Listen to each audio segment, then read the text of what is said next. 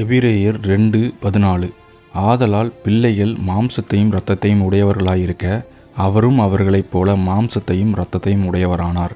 மரணத்துக்கு அதிகாரியாகிய பிசாசானவனை தமது மரணத்தினாலே அழிக்கும்படிக்கும் அப்படின்னு சொல்லிட்டு எபிரெயரில் வேதம் சொல்லுகிறது.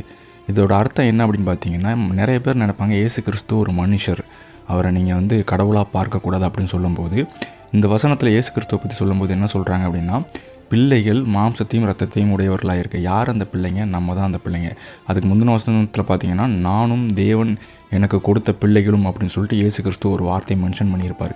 அப்படின்னா என்ன அர்த்தம்னா, நானும் பிதா எனக்கு கொடுத்த பிள்ளைகள் அப்படிங்கக்கூடிய இடத்துல நம்மளை இயேசு கிறிஸ்து பார்க்குறாரு. அந்த பிள்ளைகள் யாருன்னு பார்த்தீங்கன்னா நம்ம தான். நமக்காக அவர் என்ன செய்கிறாரு? பிள்ளைகள் மாம்சத்தையும் இரத்தத்தையும் உடையவர்களாக இருக்க. நம்ம உடம்புக்குள்ளே மாம்சமும் இரத்தமும் இருக்கிற மாதிரி அவர் என்ன செய்கிறாரு? நம்மளை மாதிரியே மனுக்குலத்தில் பிறக்கணும் அப்படிங்கிறதுக்காக தேவத்திட்டத்தோடு வராரு. அவரும் அவர்களைப் போல மாம்சத்தையும் இரத்தத்தையும் உடையவரானார். பிள்ளைகளைப் போல எப்படி ஆறாரு? மாம்சத்தையும் இரத்தத்தையும் உடையவராக மாறுறாரு. எதுக்காக அப்படின்னு பார்த்தீங்கன்னா, மரணத்துக்கு அதிகாரியாகிய பிசாசானவனை தமது மரணத்தினாலே அழிக்கும்படிக்கும்.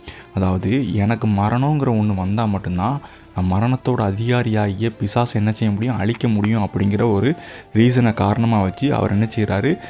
பூமிக்கு மனுக்குலத்தில் பிறக்கிறார். நிறைய பேர் நினைப்பீங்க கடவுள் அப்படி தான் வரணுங்கிற ஒரு அவசியம் இல்லையே, அவர் நினச்சா அவர் டைரெக்டாகவே பிசாசை அழிச்சிட்டு போயிடலாமே அப்படின்னு சொல்லலாம் இல்லைங்களா? அப்படி சொல்லும்போது எந்த ரிலீஜன் நீங்கள் பார்த்தீங்கன்னா இன்றைக்கி வரைக்கும் ஒரு தீய சக்தி இருக்குது, இல்லை ஒரு பிசாசு சாத்தான் எந்த ஒரு பேரை வச்சுருந்தா கூட அந்த பிசாசை அழிக்கிறதுக்கு ஒரு ஆப்ஷனுங்கிறது எந்த ஒரு ரிலீஜன்லேயும் மோஸ்ட்லி கிடையாது. நீங்கள் பார்த்தீங்கன்னா நீங்கள் யார்கிட்ட கட்டலாம் இல்லைன்னு தான் சொல்லுவாங்க. ஸோ பிசாசை அழிக்கிறதுக்கு அவர் என்ன செய்கிறாரு? மனுக்குலத்தில் பிறக்கிறார், மனுஷனாக பிறக்கிறார். இப்படி தான் இயேசு கிறிஸ்து பார்த்திங்கன்னா மனுஷனை தேடி வந்தார். மனுஷனாக பிறந்து மனுஷனுக்குள்ளே அவர் ஒரு கடவுளாக இருக்கிறதுக்கு காரணம் இதுதான். ஆமென்.